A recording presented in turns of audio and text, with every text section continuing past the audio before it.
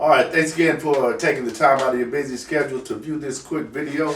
Now, this week, my research took me to understanding the different branches of the government, right? And everything from the impeachment process to, how that process actually works. So this video I'm titling, "The Vice President is President of the Senate."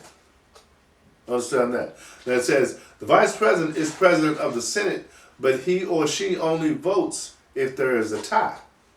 The Senate also chooses a President pro tem to preside in the Vice President's absence, though in practice, most of the time, senators from the majority take turns presiding for short periods.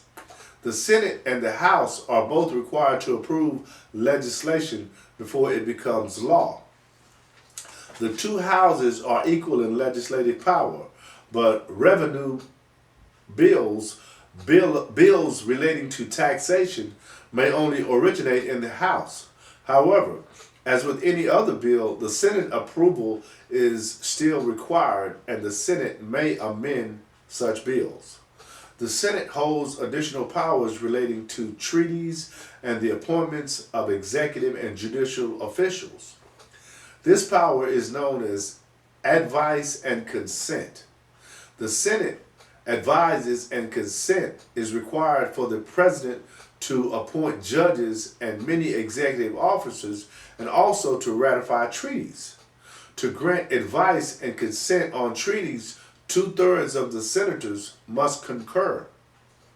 While most votes require a simple majority to pass, it sometimes takes 3/5 of senates to bring a bill to a vote.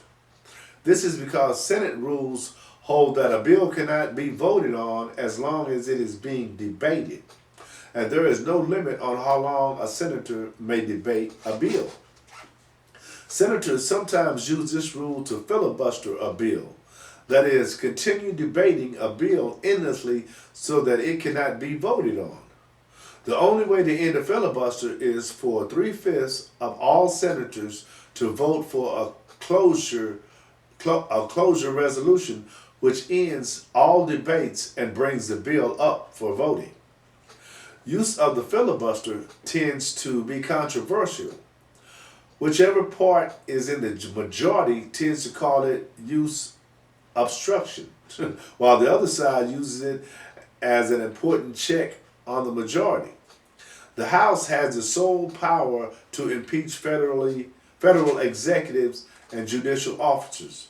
According to the Constitution, officers may be impeached for treason, bribery, or high crimes and misdemeanors. The senator has the sole power to try all impeachments, a 2/3 vote being required for conviction. The Constitution requires that any individual convicted by the Senate to be removed from office. The Senate also has the power to bar that individual from further federal office. The Senate may not impose any further punishment, although the parties are still subject to trial in the courts. And finally, as the Vice President being next in line to the presidency would have an obvious conflict of interest in presiding at the trial of the President, in such cases the Chief Justice presides.